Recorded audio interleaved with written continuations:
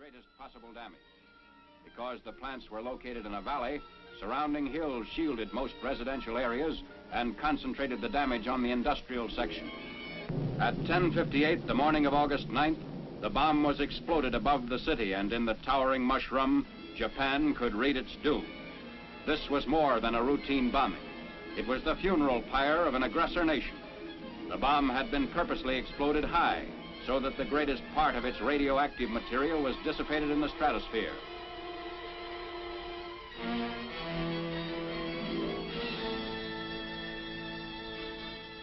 From the air, the skeletons of the Mitsubishi plants made evident that Nagasaki's war-making power was totally destroyed.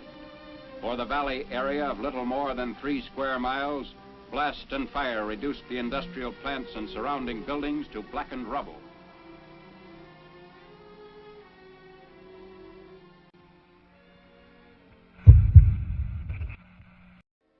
The Mitsubishi Steel and Arms Works extended almost a mile in length. Before the blast, these were modern buildings constructed like our own American factories. Closer examination of the ruin shows the same complete destruction that characterized the ruins of Hiroshima. Damage to equipment and machinery used in the manufacture of naval rifles, AA guns, and heavy artillery was such that even if Japan had determined to commit suicide by continuing resistance, she could not have salvaged much from the ruins. Smokestacks bent but did not break before the blast. And roads were unaffected, people using them without ill effect shortly after the explosion. The ruins revealed beyond doubt the existence of the shadow factories the Japanese had set up in the nearby residential areas of the industrial valley.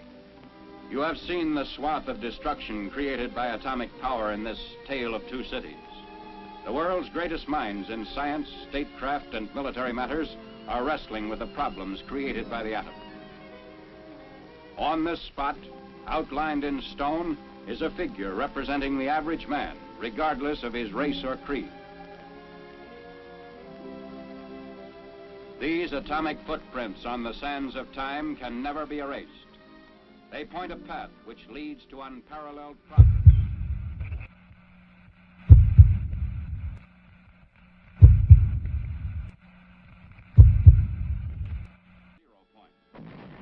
In the city at the junction of the Motoyiso and Ota rivers. The bomb was intentionally set to explode well above the 0 point to dissipate its radioactivity. Here is the pictorial record of the result. At 0 point, directly beneath the explosion, the soldier in the scene is pointing at the spot from which all damage to the surrounding area was measured in terms of distance from the center of the blast. Within a mile of 0 point, the devastation speaks for itself. But in these very ruins, Army cameramen have found and filmed pictorial evidence that tells in twisted steel and stone the effect of death-dealing atomic power.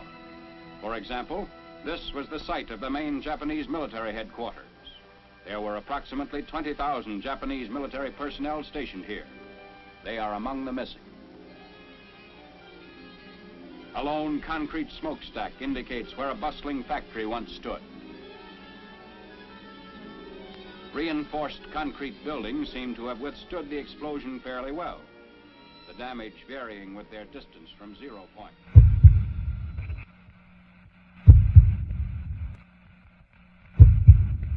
Within an area of a mile to a mile and a half, this type of building was the only type to withstand complete demolition and destruction.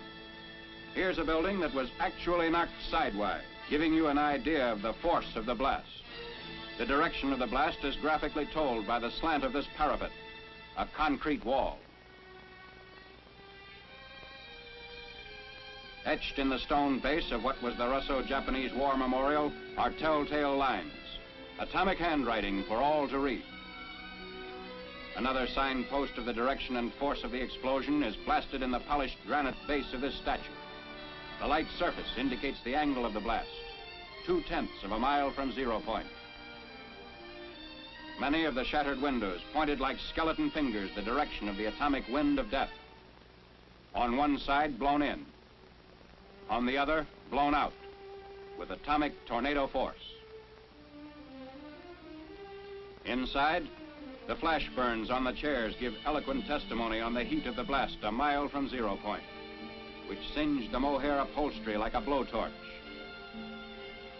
Hiroshima's City Hall, which stood at an angle of 45 degrees to the direction of the explosion, had its doors and windows blown in, but suffered much less damage than buildings squarely in the path of the blast.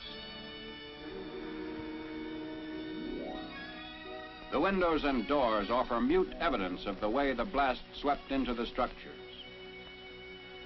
The destructive circle within a mile from 0 point had a few notable exceptions, mainly reinforced concrete. On the edge of the area of greatest damage was a landmark, the Red Cross Hospital, which never ceased functioning, although it sustained damage. Today, it dominates the desert of a debris that was Hiroshima. Another notable exception to the general demolition was the Nagasaki Railroad Station in East Hiroshima, a mile and a half from the center of the blast. This building, however, suffered extensive damage. The twisted steel beams and concrete walls show the effects of the tremendous concussion.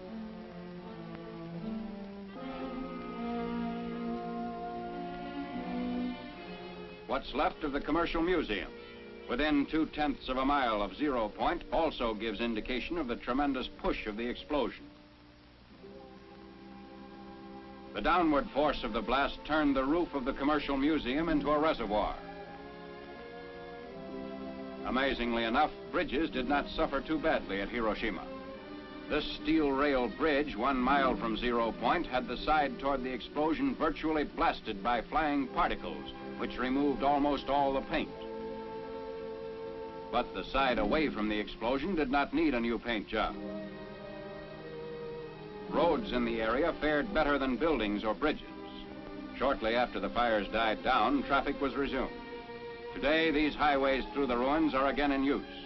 Beside our military traffic trudge the survivors of vanished Hiroshima, the first city in history to be atom-bombed into oblivion.